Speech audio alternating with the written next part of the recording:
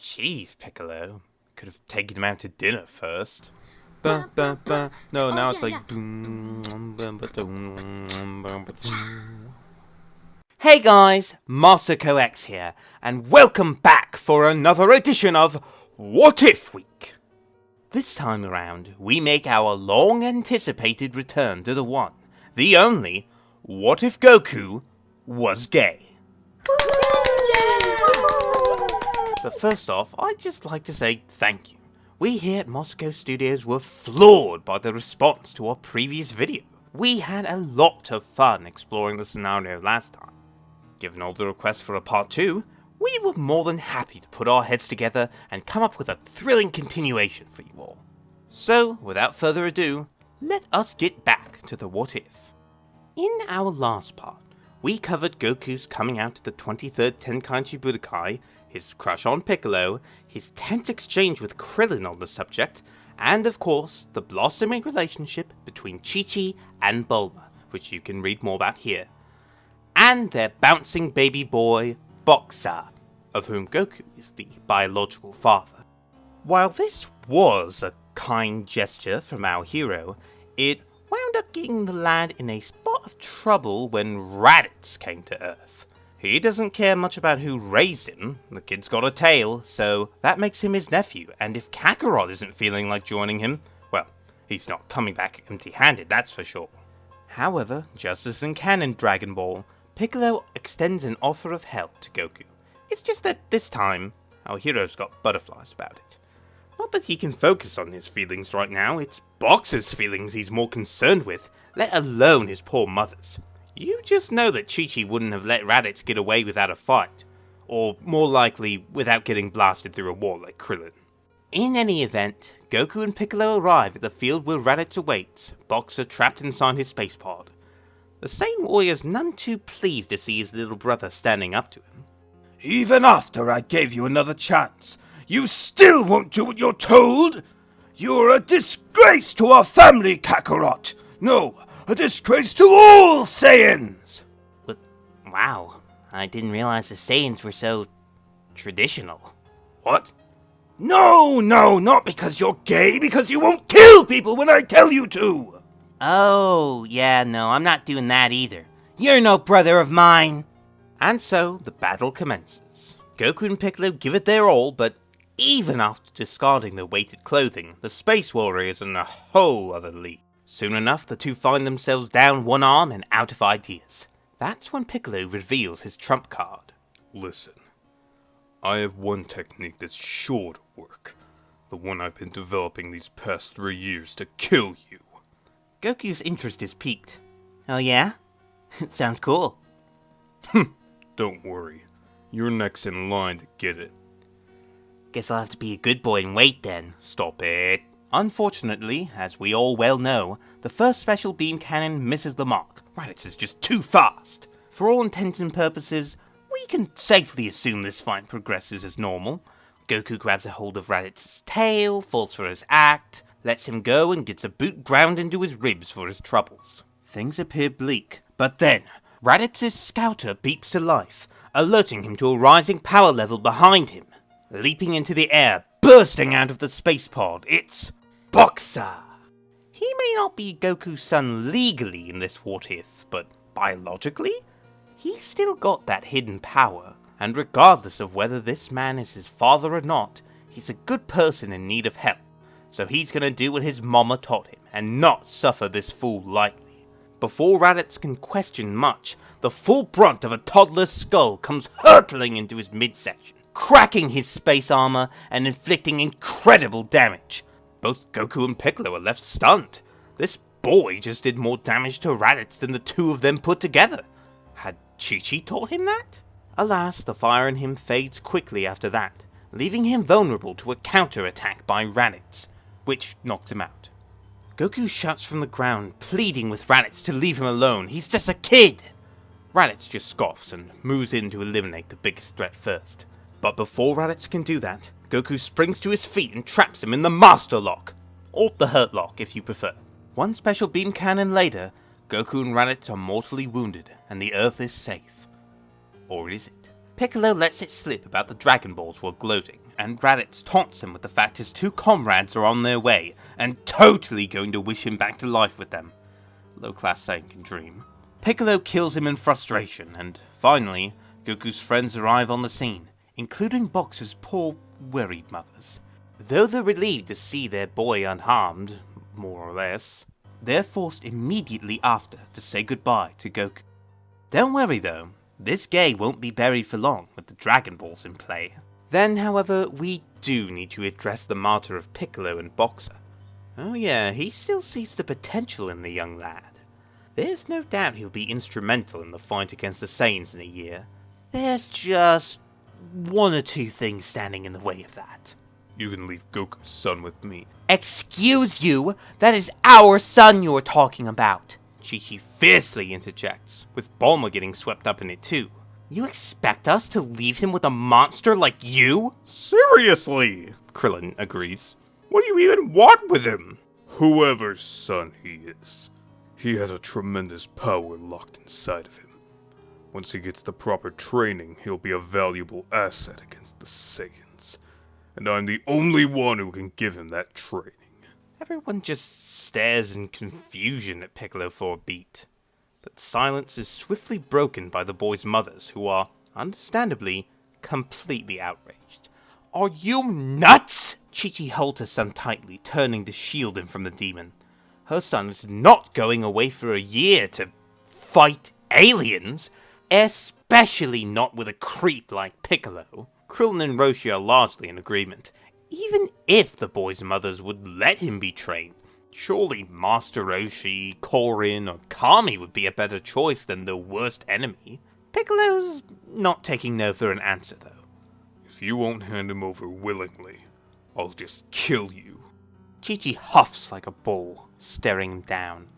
You're gonna have to. Hold on a minute. Can't we talk this out, or... Before he can play peacemaker, Krillin and the others are suddenly blown backward as Piccolo unleashes a powerful shockwave. Discombobulated, none of them are able to intervene as he swipes Boxer from his mother's arms and takes off into the sky. Sure, he'd threatened to murder them, but let's be realistic, this is a drained Piccolo. After 2 special techniques and the regeneration of his left arm, could he really be bothered right now? I don't think so. Besides, killing Master Roshi or Krillin would mean one less fighter in the battle against the Saiyans. Piccolo's thinking long-term here.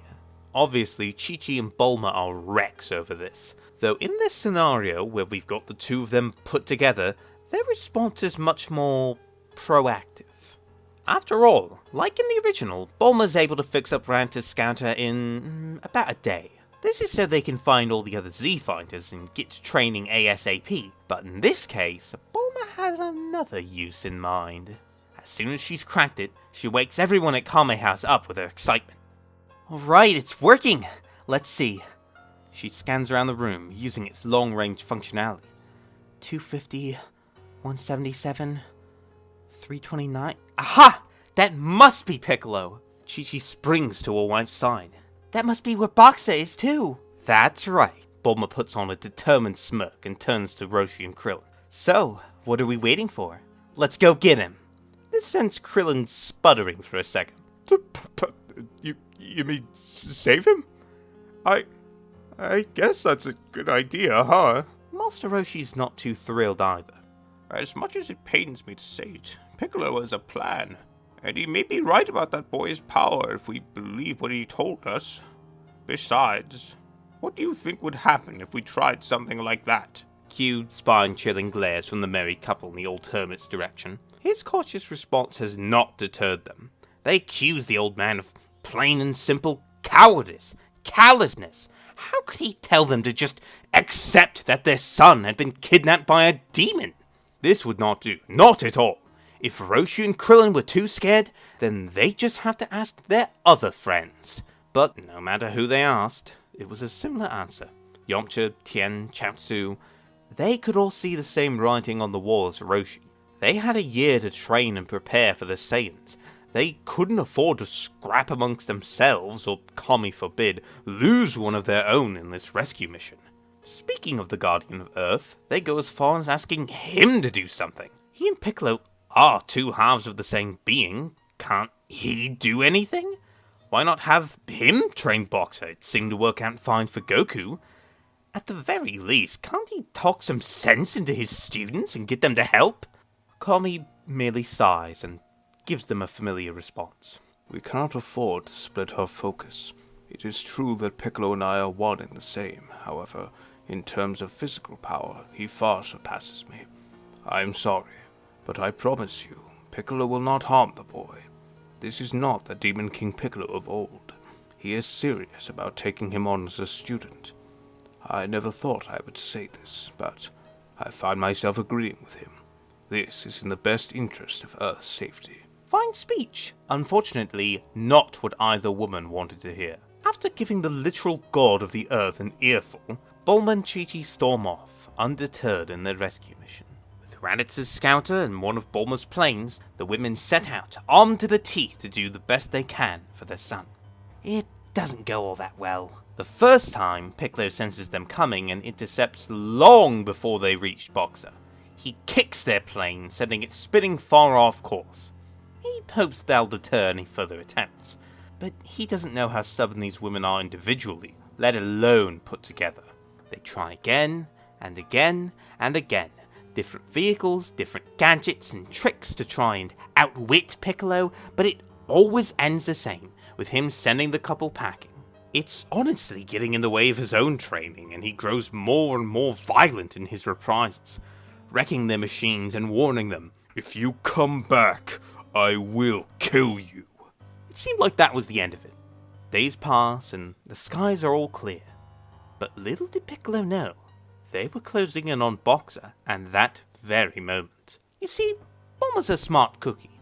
She realized that it wasn't their plane that Piccolo detected, it was their power levels. Or Chi-Chi's power level mostly. Bulma's is low enough that it's only really noticeable if you're actually looking for it. That sparked an idea. At the last World Tournament, Goku had used weighted clothing to suppress his true strength. Could something like that hide Chi-Chi's reading? With all the resources at her disposal, Bulma makes a custom vest, wristbands, and boots for her wife at an extremely heavy weight.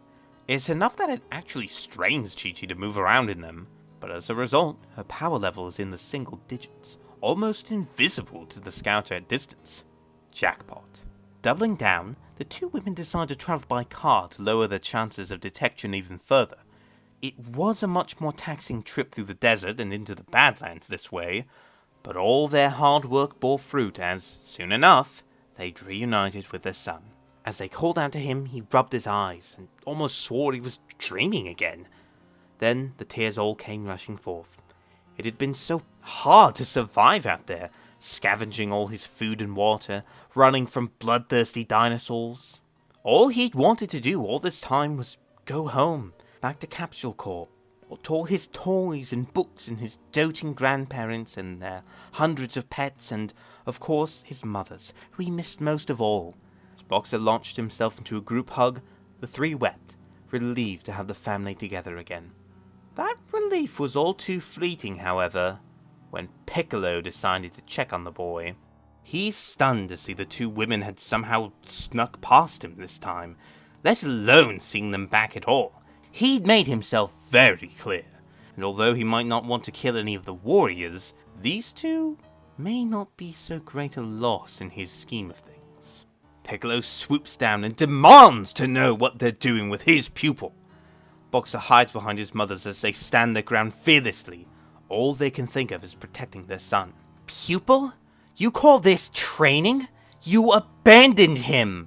It would be a waste of time to train a spoiled brat who can't even take care of himself.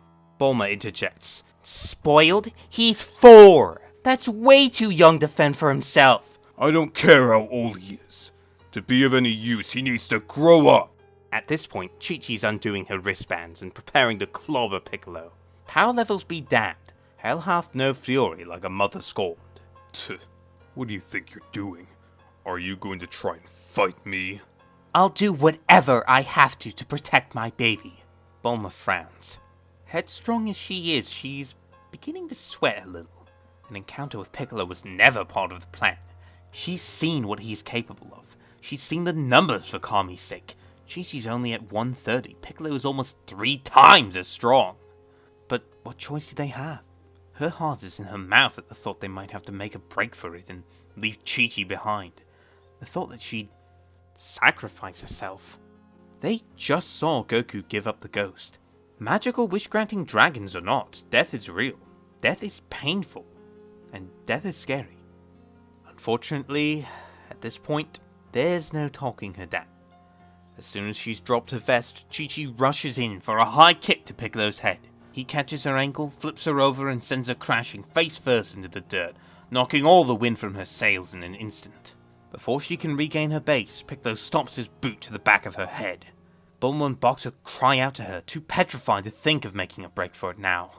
I gave you plenty of chances to avoid this, so don't blame me. You can just come back with Goku anyway. Then, Bulma's scouter beeps. It's detecting an enormous reading, 1300, and it's coming from right behind her. She turns to see Boxer wreathed in a furious aura, glaring a hole through Piccolo and demanding him to leave his mommy alone. The boy charges forward and hurls his fist into Piccolo's stomach, as hard as he possibly can. The demon is sent flying into a plateau as he coughs up blood. Bulma, having finally witnessed the power her little boy contains, is speechless. Chi-Chi's just as lost, staring up at her son before he turns to her, all anger disappearing from his face. He begins to cry and hurries over, grasping at her hand with his 2 small ones and asking if she's okay. Boxer, you... She stares slack-jawed at her son, unsure of how to respond at first. I'm fine. Thank you, sweetie.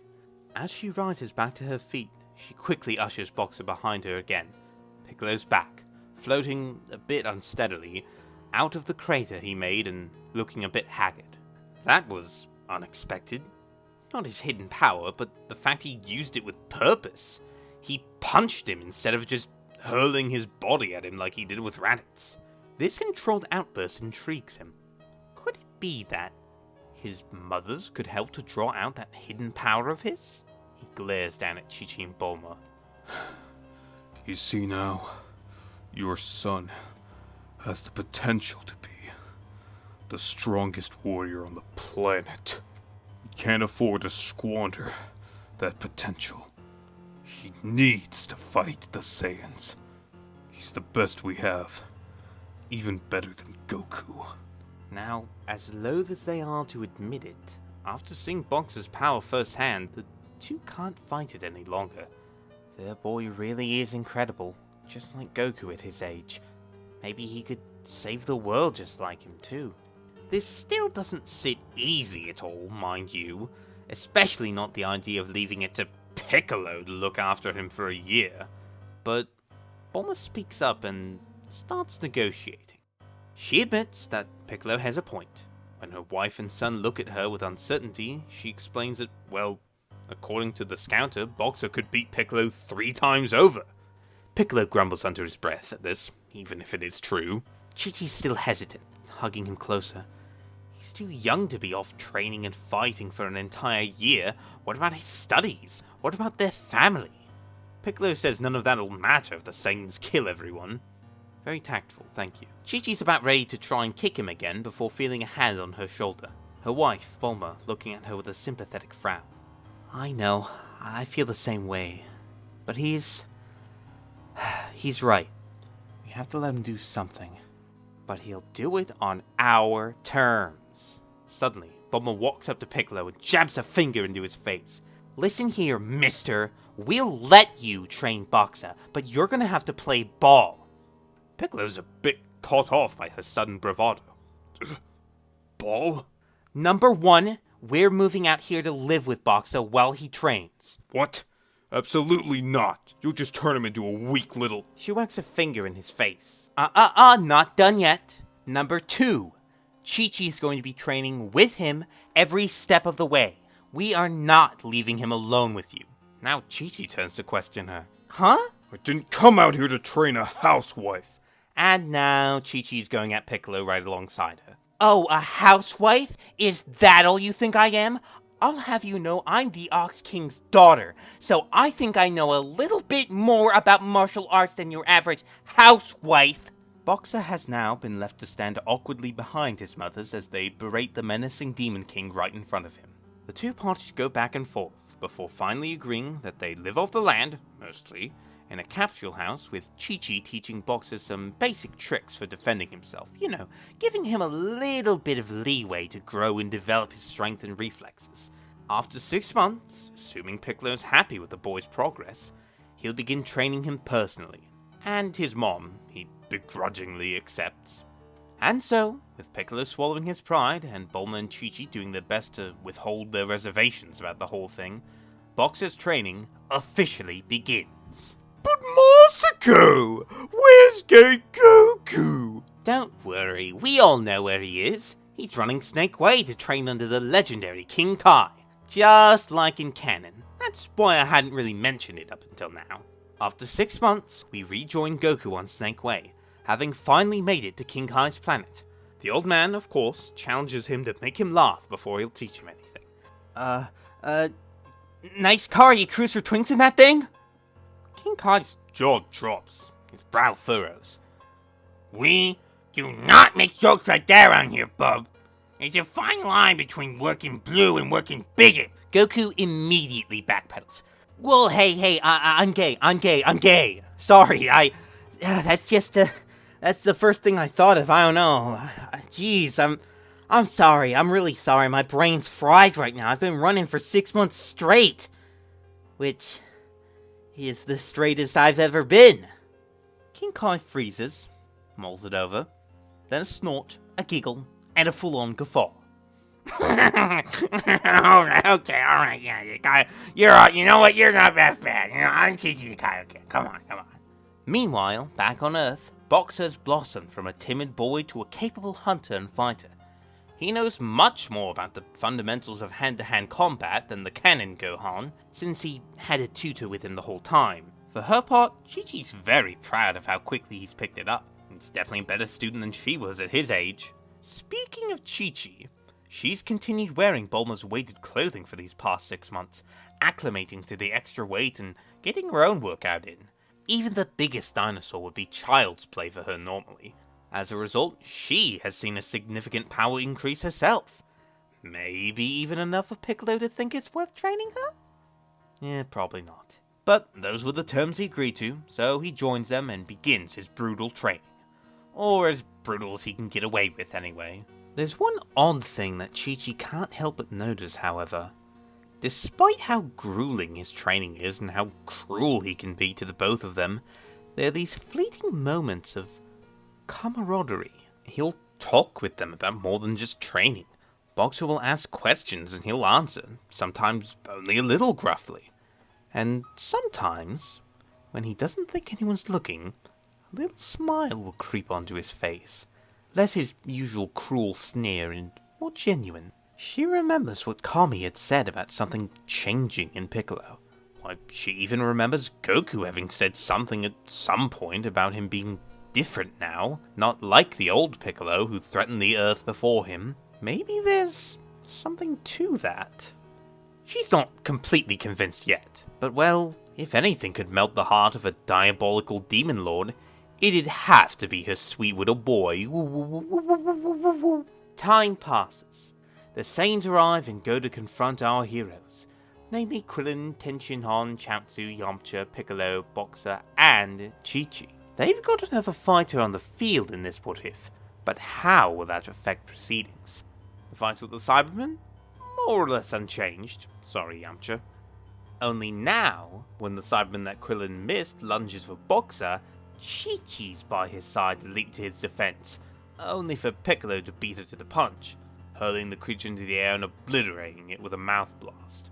Chi-Chi looks at him, offering an awkward thanks, with Boxer quickly following suit, of course. Polite boy. Piccolo just tells them to save it. The real fight starts now. True to form, Nappa steps up to bat against all 6 of them at once. He singles out Tenshinhan, as in canon, and disarms him completely. It's after Chaozu's self-destruct when Nappa goes for Tenshinhan again that things take another turn. Firstly, it's not just Piccolo and Krillin intercepting him this time, since Chi-Chi's there. And on that note, let's take a moment to talk about where she's at, power level wise. Chi-Chi's power level is listed at 130 during the 23rd Tenkaichi Budokai, which is pretty crazy if you really think about it. She's only a little ways behind the likes of Krillin or Yamcha. I suppose Ox King was a pretty good trainer himself, taking after Master Roshi. Given that the aforementioned Z fighters were able to raise their power levels from the hundreds to over 1000 in a year's training with Kami, Chi-Chi getting to roughly that level with the help of Piccolo's training, and her wife's weighted clothes, remember, seems like a pretty fair assumption to me. So, for the purposes of this what if, let's say she's about on Krillin's level, a hair short of 1700. Plenty strong enough to knock Nappa around alongside him, using their numbers advantage to outmaneuver him. And then there's Boxer. The moment comes when his seniors pitch the Saiyan his way, his mentors shouting for him to shoot him now!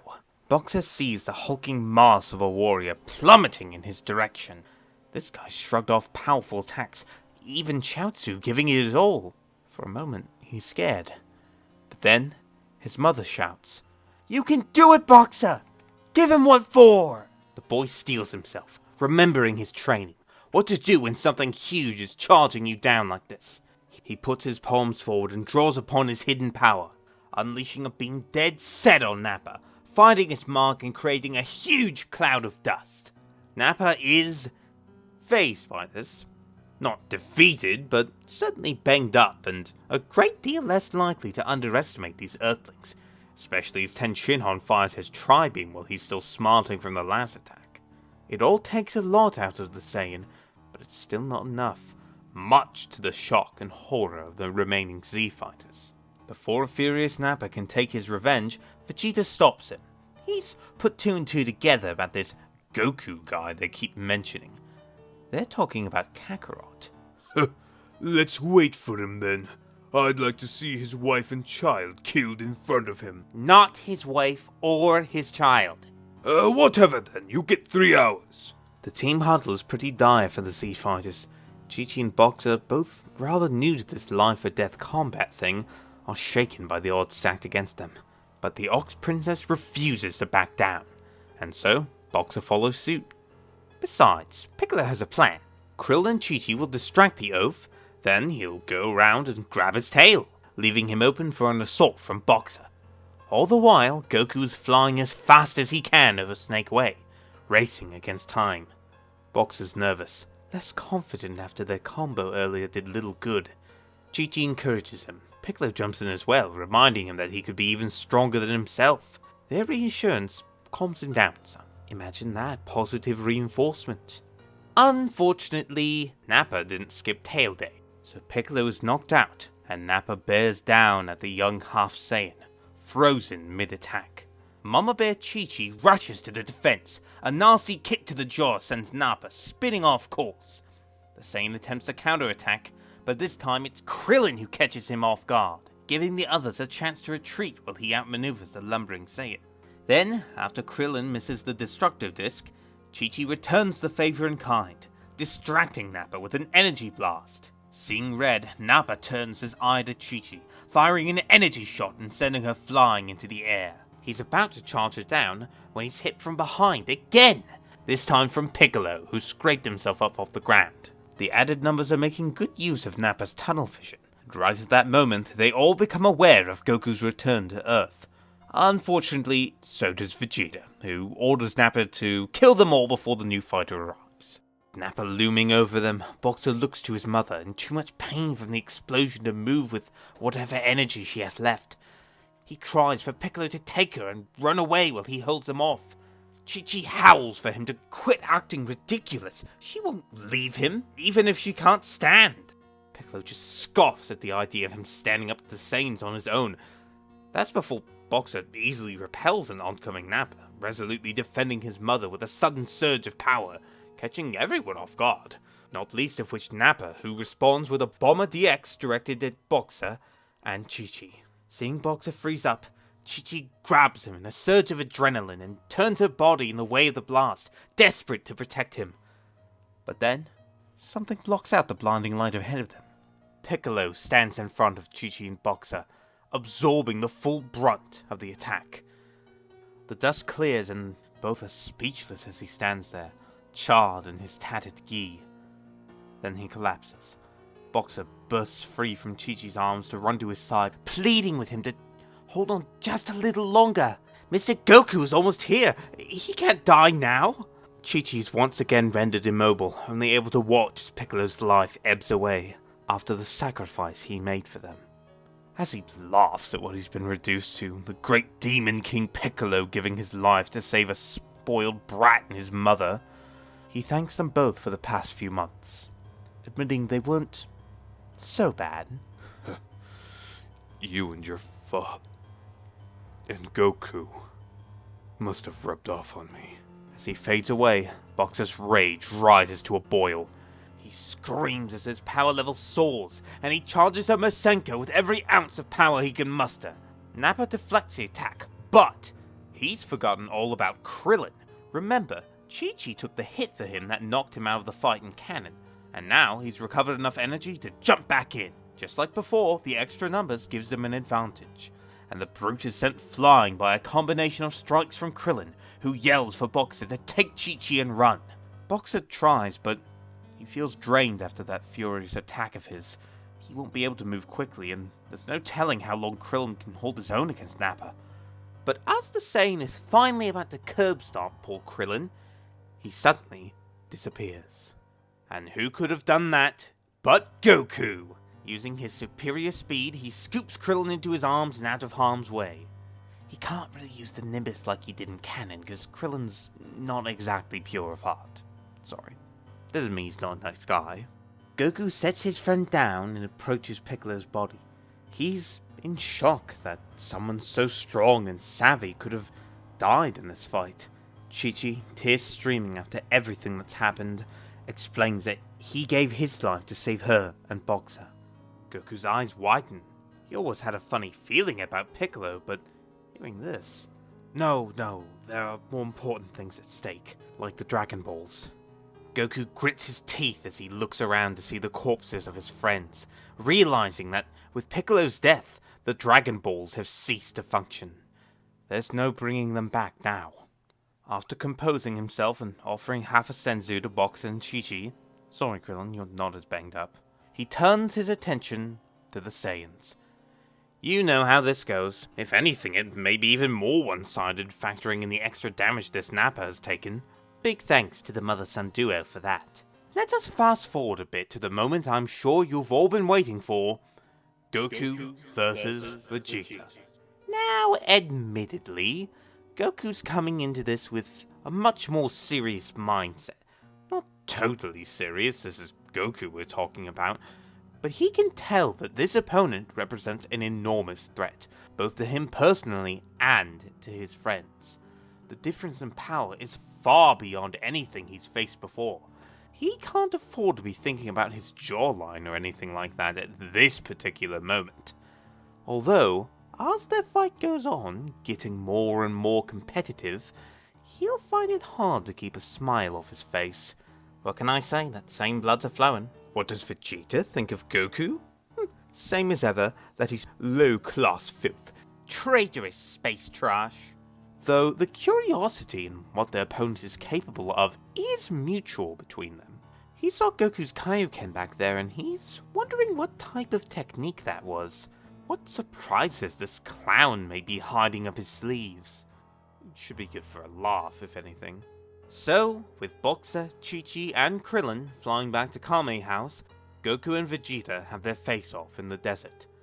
Their confrontation plays out, with Goku using the Kaioken, having to push it beyond safe limits to defeat Vegeta's Gallic Gun, and so on and so forth. Vegeta decides he's had quite enough of this low-class reject knocking him around, so he decides to resort to Great Ape. Side note, yes, Piccolo did destroy the moon and remove Boxer's tail, and angry Chi-Chi did ask about it, and Bulma did have to break it to her that their son could transform into a monster monkey under the light of the full moon. She just didn't have the heart to tell Chi-Chi his cute tail was dangerous. Can you blame her? As the surviving Z-Fighters are flying off, they sense the massive energy of Vegeta's transformation behind them. Of all people, Boxer's the first to declare that he has to go back and help. Chi-Chi's against the idea at first, right there with Krillin thinking they'd only get in the way. But as the boy remains bullheaded on the issue, she remembers who raised him, who taught him to do what's right even when it's not easy. She sees her own stubborn face looking back at her, and realizes there's no arguing with him. He's right. They have to help, no matter what Goku said to them earlier. Her boy's going no matter what, and she has to go to keep him safe too. And Krillin ultimately feels the same way. So the three arrive just in time to see Great Ape Vegeta torturing Goku. Krillin, remembering this transformation, hatches the plan for Chi-Chi, Boxer, and Yajirobe, he's here too, to distract the monster while he prepares to cut his tail. So Boxer and Chi-Chi get his attention. Kakarot's son. Not his son! Whatever. He'll watch him die either way.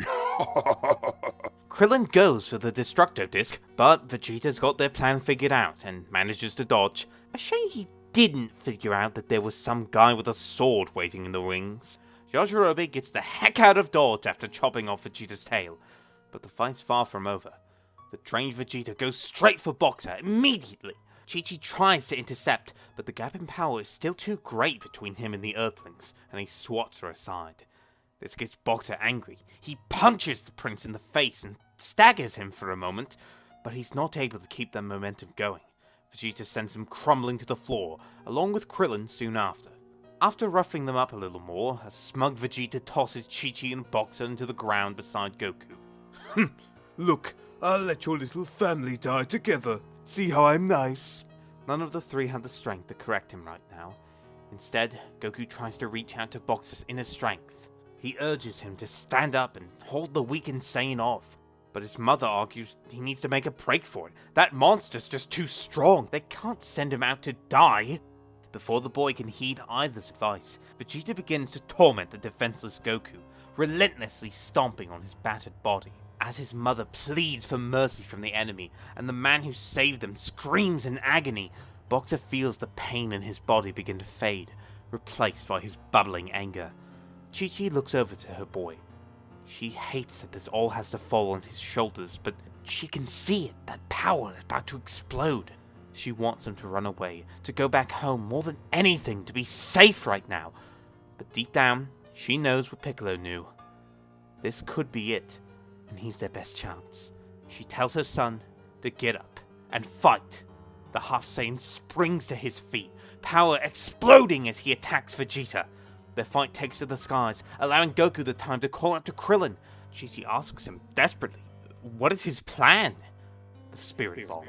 He entrusts it to Krillin since he's got more experience with ranged attacks. They can't afford to miss here.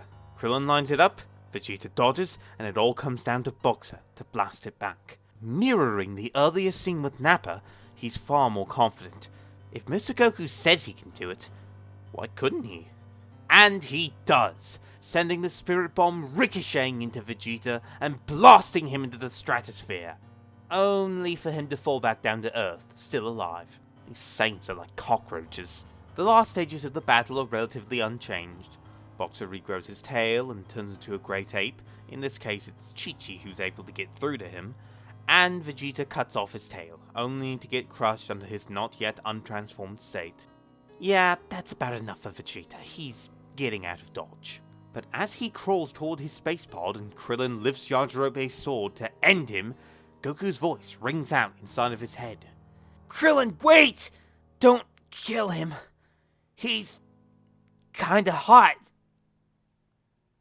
What? I mean... What? I'm... Krillin, I've lost a lot of blood. I had a way better reason not to kill him. I just trust me on this, okay? I want to prove I can beat him with my own power one day. If he ever comes back, I promise you, I'll win. You really think I'm gonna gloss over that one, huh? Krillin... Call me above, Goku. It's just a waste. I can't think of any other way to explain it. I swear, it's a gut feeling, it's not about that. Fine, Goku, fine. Krillin pitches the sword down. You You did save the Earth. More than once. I'll trust you on this weird gut feeling. And so, Vegeta escapes. Another spectacular opponent spared by Goku. There really is a deeper sentiment, but our boy Goku's not in the best mind to articulate it at the moment. Maybe they can talk more about it later. Moving forward, Krillin has his brainwave about Piccolo's home planet and the possibility of using their Dragon Balls to resurrect their friends, and there was much rejoicing. In the hospital where the Z-Fighters are being treated, Boxer voices his desire to go on the trip to his mother's. There's a moment of hesitation, but Chi-Chi is far more understanding of his reasons in this What If than she was in canon, obviously. She was right there when Piccolo gave his life to save Boxer, to save her as well. Wanting to repay that kindness, she sees it as very noble coming from her young son.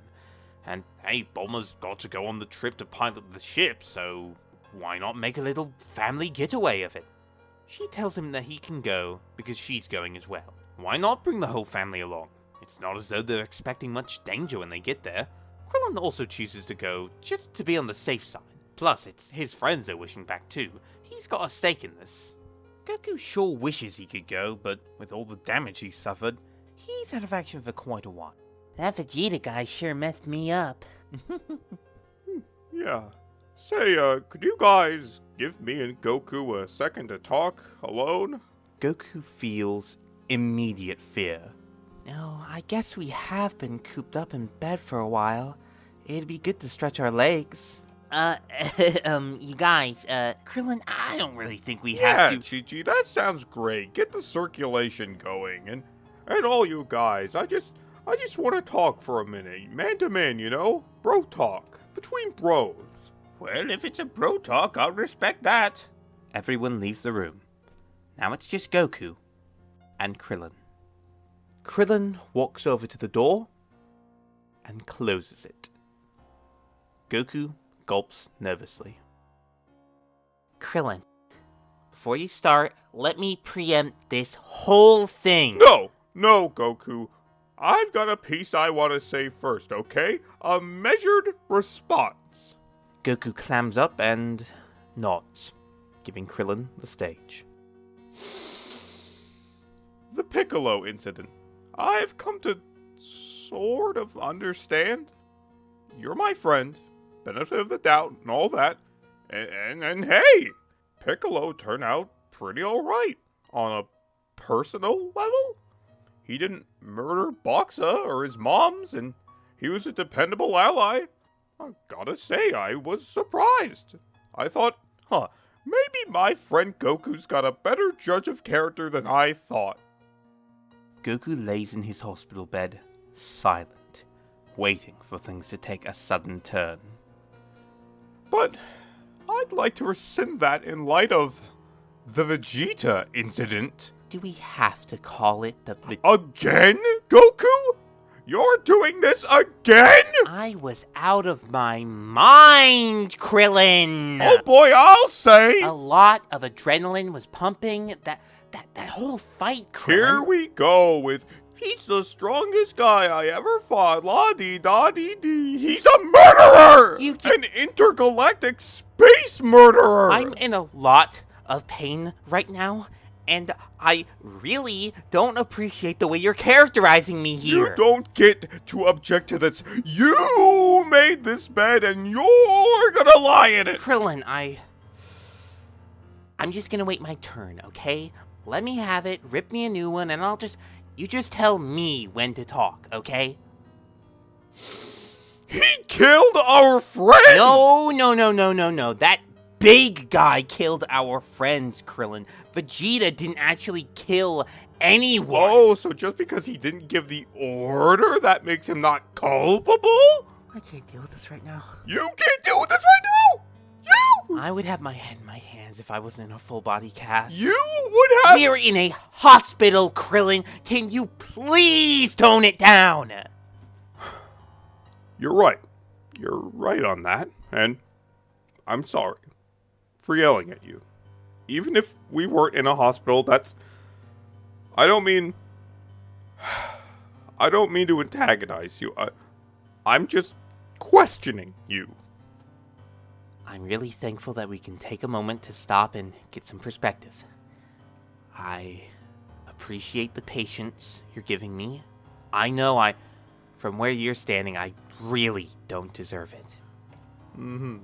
Can I talk now? I mean, is it okay if I just try to say what I meant to say instead of what I said? Yeah, go ahead. I'll keep quiet. Okay. What I wanted to say was that I thought I'd reach the top of the mountain. I trained with God. Not like Kami, like a real god of the whole universe. I felt unstoppable. And that guy beat me down so badly.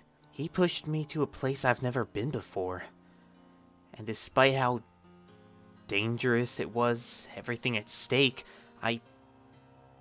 It's cliche, Krillin. I know it is, but I've literally never felt so alive. I know it's wrong. I know I'm messed up in the head for thinking like this. Don't think that I'm not embarrassed. I've been learning a lot more about myself all of a sudden, and it's really making a lot of my life fall into place. Things I've gone through start making more sense. Feelings I felt. Maybe I'm like this because I'm like them, the Saiyans. And it's gonna take some time for me to really come to grips with what that means. I asked you to let him go because I'm selfish. Because I wanted to prove I could beat him someday. I wanted another chance. A chance to be there. A chance to not keep my friends hanging. To let them die out there because I wasn't good enough. I wanted a chance to be better. That's the real reason why. And even now, I don't know if it was the right thing to do. Krillin's eyes widen as Goku speaks. He furrows his brow, the aches of his body flaring up as he feels the weight of everything Goku's been carrying inside. It's like I said, Goku. If anyone has the right to make a call like that, it's you. You're not like them. Not in the ways that matter. It's not just thrill-seeking that makes you want to fight him again. It's guilt. It's inadequacy. And that, Goku, that's human. I know. I feel the same way about how it all went down. Krillin frowns, screwing his eyes shut for a moment as he steadies himself with shaky breaths. You know I'm just scared, right? Scared out of my mind. The thought that there's guys out there in space who are that strong, who could sneeze a planet apart. I'm used to feeling small, but this is a whole other level of helplessness. Krillin. I'm fine.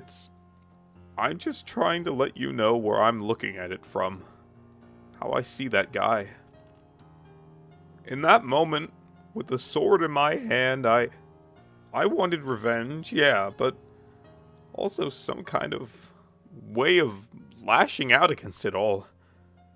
A preemptive strike against whatever monsters might come to the Earth one day. I guess we both had some selfish reasons. On some level, at least. You're a bigger man than me for wanting to spare a guy like that, no matter what your reasons were. Goku frowns and shakes his head as best he can. No, Krillin, you were completely justified. After what he tried to do to us, what he had a hand in doing to us, well, my grandpa wouldn't like me saying this, but he deserved it.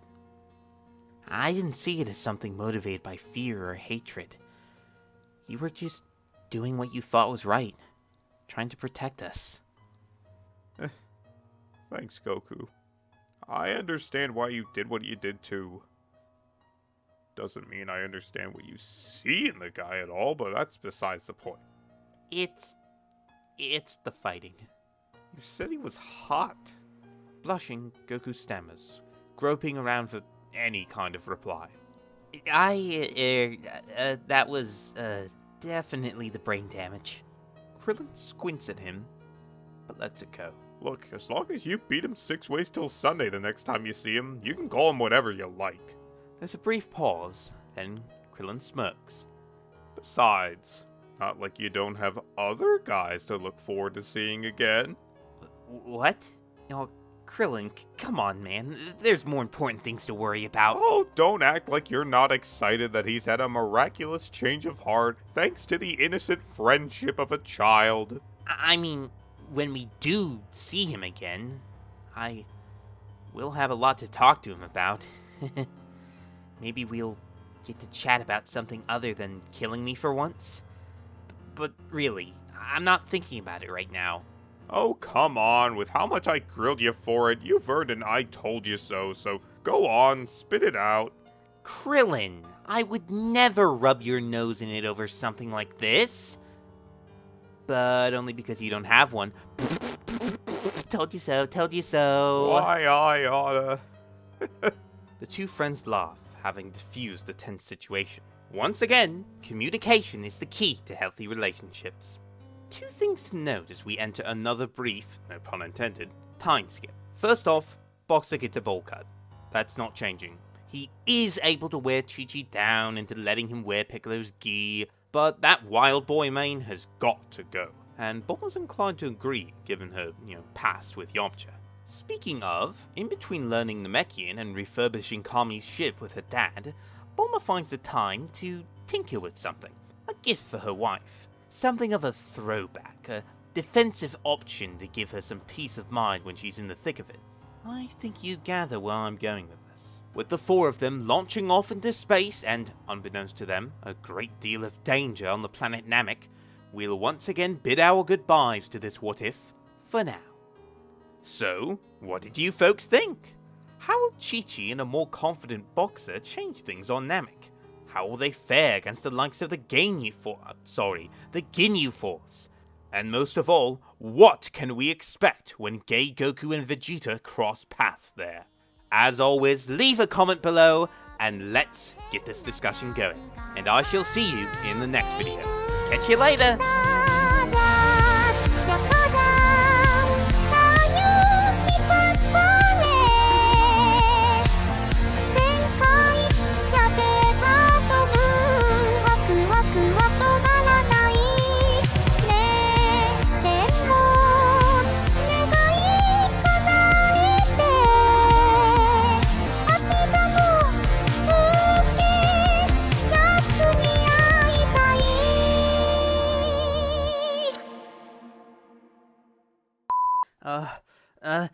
You look gay!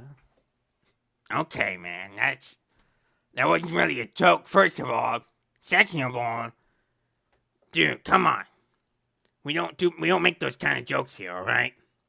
I don't know, there's there's gonna be... I guess I can do both. I'll record both. I'll record the smart one first. It's just I'll have to rewrite the script a little bit, because King Kai's extremely, offended reaction doesn't make so much sense. Goku immediately backpedals. Oh, right, no, I have to do the other one. Challenges him to make him laugh before he'll teach you anything. You look gay! You look gay? King Kai just looks at him for a moment. First of all, that's not a joke, kid. Second off, kind of homophobic, don't you think? Kind of wild to say that to somebody you just met. There. 3 hours of recording for this. A third of this is what I need. Well, it's done.